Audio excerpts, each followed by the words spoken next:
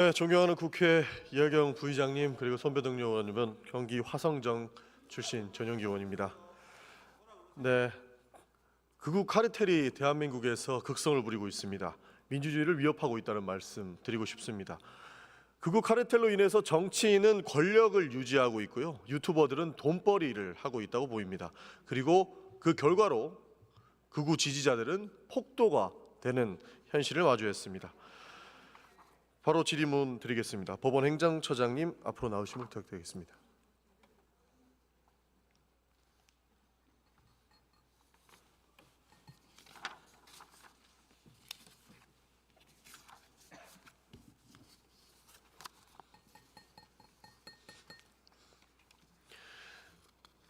네, 많이 놀라셨을 거라고 봅니다. 폭동 사태로 법원에 피해가 큰 것들은 어떤 것들이 있습니까? 크게 두 가지로 말씀드릴 수 있을 것 같습니다. 첫째는 아시다시피 물적 피해 부분이 초기 추산으로는 한 6억 내지 7억 정도로 나와 있습니다만은 그것은 오래전에 설치할 때 나온 견적이고 지금 상태에서 복구를 위해서는 훨씬 더 금액이 늘어날 것으로 지금 예측이 된다라고 이야기를 하고 있습니다. 두 번째로는 그보다 더 심각한 부분으로 저희들 생각하는 것이 앞서 말씀드린 바와 같이 그 서부법원에 특히 50명 정도 되는 분들이 직접적인 피해자라고 볼 수 있는데 그분들의 정신적인 심리적인 충격이 굉장히 큰 것으로 계속 확인이 되고 있습니다. 잘 아시다시피 범죄의 경우에 피해자가 그 당시에 입었던 상처는 시간이 지날수록 그 트라우마가 깊고 또 오래 간다고 합니다. 그런 점에서 저희들도 심각하게 그 정신적인 피해를 바라보고 있고 심리 치유 등을 위해서 그 부분에 대해서 집중적인 지원을 할 예정입니다. 그럼 당시에 법원에 50명의 직원이 상주하고 있었습니까? 그렇지는 않습니다. 그러면 직접적으로 그 사실을 맞닥뜨린 직원은 얼마나 됩니까? 20명 조금 넘는 것으로 알고 있습니다. 그래서 이제 옥상으로도 혹은 지하로도 대피를 하고 거기서 이제 여러 가지 방어물로 이제 문을 굳게 닫고 그와 같은 직접적인 피해를 입은 사람들은 그 정도 되는 것으로 알고 있습니다. 대피를 했기 때문에 실질적인 폭행이 이루어지지는 않았다. 다행스럽게 그와 같았습니다. 예. 재판 개시가 가능합니까? 재판이라고 하면 이제 정상적인 재판 말씀. 그렇습니다. 정상적인 행정 처리가 가능하냐는 질문입니다. 그래서 제가 아까도 말씀드린 것처럼 저희들은 이제 이와 같은 법치주의를 붕괴시키려고 하는 시도는 용납되어서도 안 되지만 성공해서도 안 되기 때문에 저희들이 이제 그 다음 날 바로 다음 날 월요일부터 정상적인 재판과 사법 업무 지원이 가능하도록 밤새 복구도 하고 했습니다만은 그로 인해서 이제 심리적인 피해를 호소하는 법원 구성원들이 이야기가 많이 들려서 저희들이 매우 지금 어려운 그런 이제 어려움을 같이 나누고 있는 상황입니다. 사법기관이기 때문에 강력한 대응 주문은 어려우실 거라고 봅니다. 그러나 이 부분은 그냥 넘어가서는 안 된다고 봅니다. PPT 몇 가지만 보겠습니다.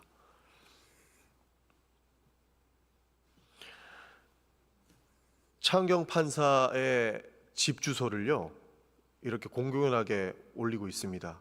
무슨 아파트 몇 동 몇 호에 살고 있는지, 자식들은 지금 어디에 있는지 이렇게 퍼나르고 있습니다. 실제로 질의응답을 본인들끼리 나누면서 이렇게 심한 욕설까지 하고 있습니다. 다음 PPT 보여주십시오. 조희대 대법원장 가만 안 둔답니다. 판사 끌어내서 죽여버려라. 그래야 판사들 겁나서 함부로 판결 못한다.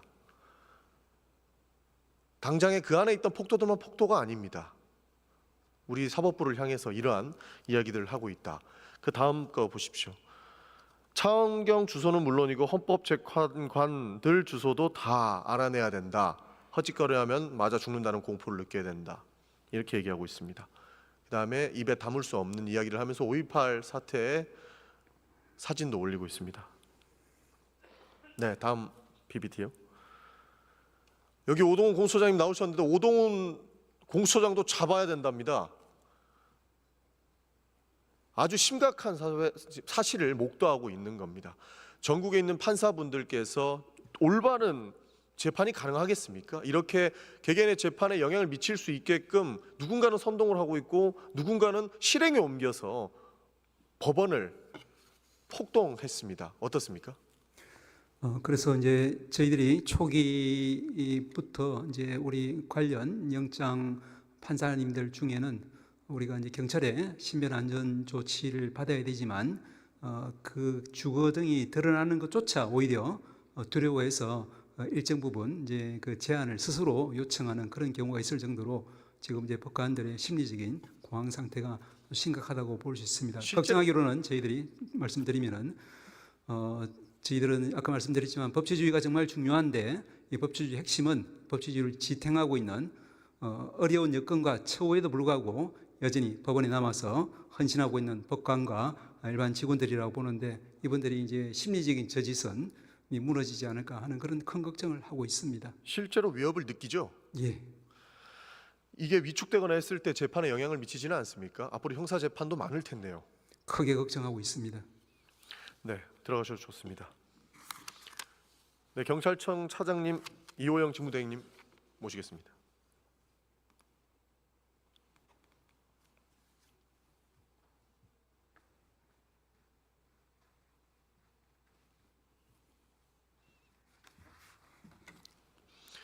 어떻게 보셨습니까? 그냥 넘어가실 수 있는 사안이 아닌 것 같습니다. 추가적으로 경찰에서 수사를 하고 철저히 있다고 수사하고 있습니다. 하나 이 부분은 판사, 사법부를 직접적으로 위협하고 있는 부분입니다. 2배, 3배는 강화해야 되지 않겠습니까? 그리고 배우가 없다라고 계속 말씀해 주시는데 저희가 배우를 의심하지 않을 수가 없는 상황 아닙니까? 몇 시에 보고 받으셨습니까? 이번 뭐 법원 당시에 몇 사건은 시에 보고 받으셨습니까? 4시에 한 30분쯤 보고 받았습니다. 새벽. 실제로 직원들이 경찰이 폭도에 맞고 있는데 지휘부는 뭐하냐라고 강력하게 지휘부를 위해서 향해서 질타하고 있습니다. 어떻게 받아들이십니까? 저희들도 뭐 최선을 현장 직원들은 뭐 열심히 했다고 생각하고 있고요. 지휘부도 나름대로 했지만 그래도 개선할 점은 있다고 생각합니다. 그래서 제가 이 집회 시 관리 계획부터 완료하는 데까지 있어서 전반적으로 분석하고 새로운 재발 방지 대책을 강구 중에 있습니다. 이 상태가 되니까 지휘부 탓을 안 하겠습니까? 지휘부가 똑바로 대응을 했다면 경찰이 이렇게 피 흘리고 두드려 맞는 상황은 안 만들어졌을 것 아닙니까? 그거는 현장 상황에 따라 다를 거라고 생각을 합니다. 그런데 직원들 몸빵으로 생각하냐라고 하는 비판 저희들도 그 상황에 대해서는 겸허하게 받아들이고 있습니다. 강력하게 받으셔야 됩니다.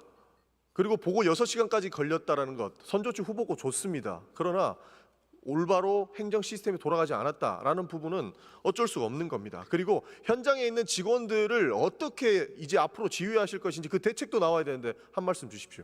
뭐 현장 직원들이 이 현장 그 책임자 중심으로 서장 중심이든 권한과 책임을 함께 갖고 집회 시 관리하도록 하고요. 직원들한테 뭐 아까 말씀드렸듯이 시간에든 복지든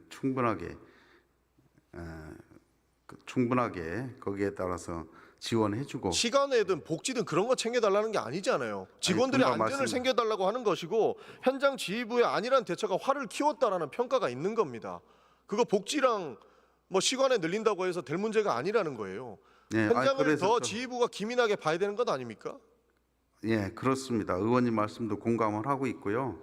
당시에 저희들이 뭐 한정된 인력 기존보다 한 3배 정도 더 인력을 많이 배치했었고 그다음에 뭐 경무에 좀 시달리는 현장 직원들이 있어서 사실은 뭐 인력 운영에 원활하지 않았던 점은 뭐 사실입니다. 그러니까 이상한 집단에서 경찰 탓하는 것 아니겠습니까?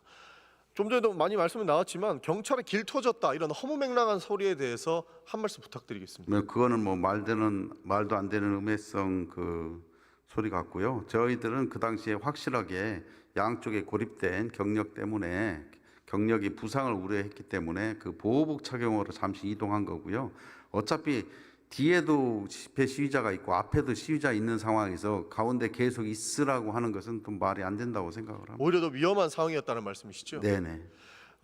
당시에 물리력 행사했지만 체포되지 않고 도망친 인력들이 있습니다. 일부 있는 걸로 알고 있습니다. 도주 가담자들 그리고 체포 어떻게 진행하실 건지 계획을 말씀 주실 수 있겠습니까? 현재 그 서울청 전담반을 편성해서 철저하게 수사하고 있습니다. 단순히만 봐도 복면, 마스크 등을 통해서 본인들의 신변을 철저하게 가리려고 하고 있었습니다. 그걸 어떻게 잡을 수 있죠?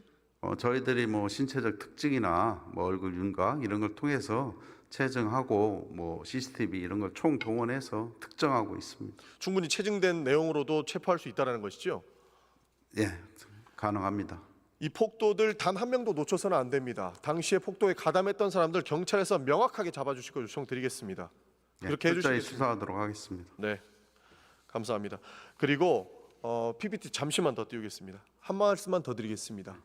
지금 단순히 경찰 그리고 사법부만 향해서 이렇게 협박을 하는 건 아닙니다. 당시 보도를 보셨겠지만 기자들 폭행도 이루어졌습니다. 실제로 옷이 뜯긴 기자들도 여럿 있습니다. 취재진에게 폭력을 가하고 그리고 기자의 그 카드를 뺏어가고, 그러니까 애초에 아무 증거를 남기지 않기 위해서 많은 노력을 했다라는 것이 여실히 드러나고 있습니다. 이 부분은 어떻게 보십니까? 뭐 저희들도 그걸 심각하게 받아들이고 있고요. 기자 폭행 관련해서도 뭐 일부 검거를 해서 뭐 구속영장이 발부된 사실도 있습니다. 그러니까 SD 카드를 빼려고 했다는 것은 증거 인멸을 하기 위한 것 아니겠습니까? 이 부분도 철저하게 수사해 뭐 주시길 포함해서 바라겠습니다. 철저히 수사하고 있는 걸로 알고 있습니다. 알겠습니다. 감사합니다. 법무부 차관님 나오시길 부탁드리겠습니다.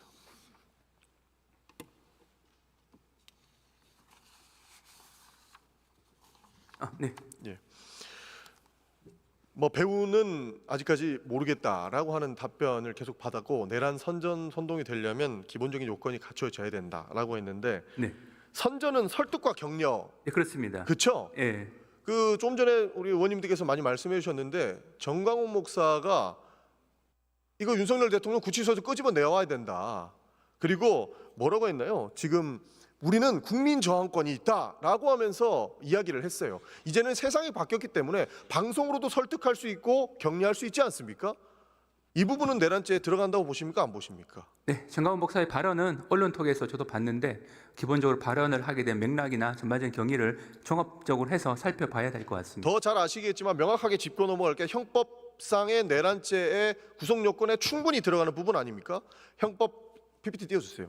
형법 87조 내란, 그리고 형법 91조에 국헌문란을 정리해놨습니다. 네네. 더 잘 아시겠지만 다음 PPT 띄워주세요.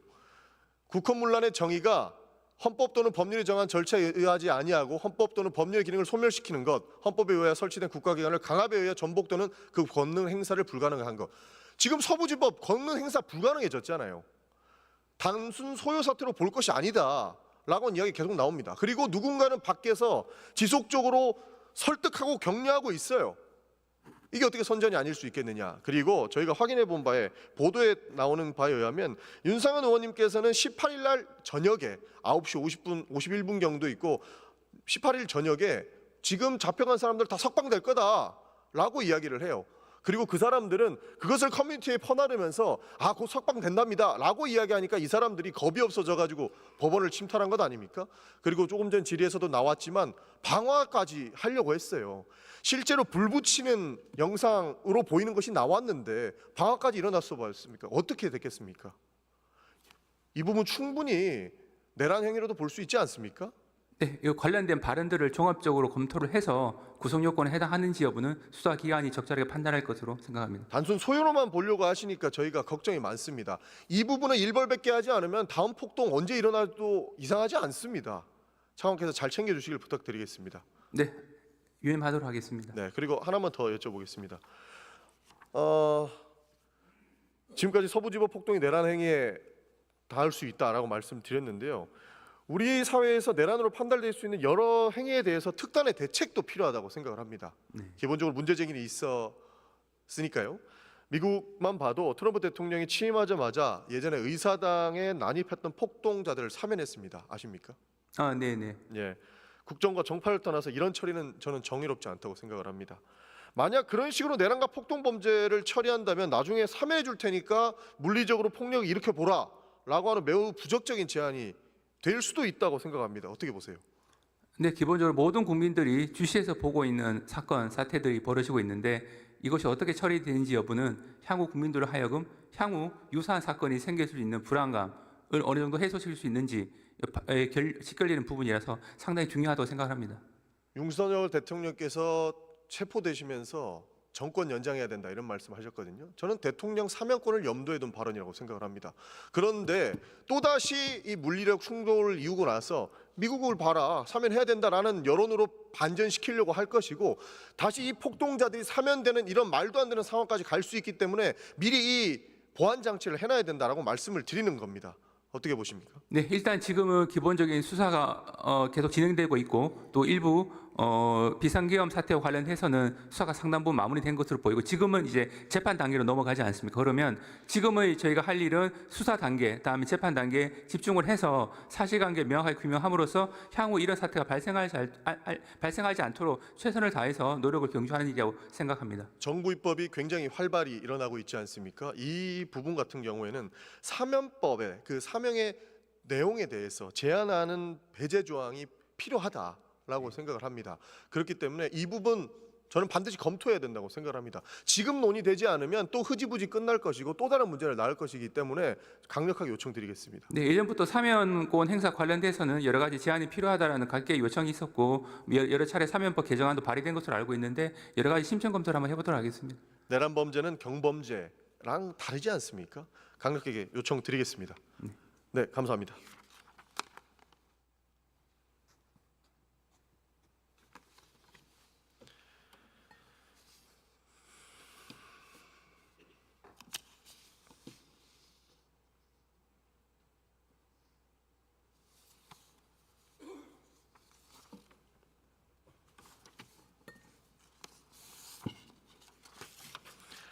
네, 윤석열 정부에 들어서 합법과 불법의 기준이 도대체 무엇인지 뒤죽박죽이 되었습니다.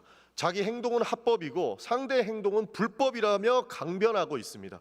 따라서 판단의 기본을 세우기 위한 헌법 규정으로 돌아가야 합니다. 형식적 절차와 내용적으로 요건을 갖추지 못한 비상계엄은 위헌입니다.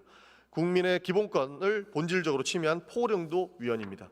헌법이 부여한 권한을 사법권을 행사하는 법원과 판사에게 물리적으로 폭력으로 가하는 것은 당연히 위헌입니다. 이러한 위헌 행위를 저항권으로 포장하는 것조차 말 안 되는 궤변이자 헌법이 허용하지 않는 불법 행위입니다.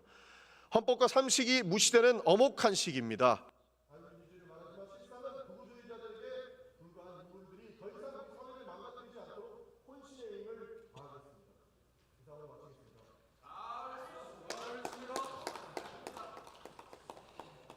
예, 전용기 의원 수고하셨습니다. 다음은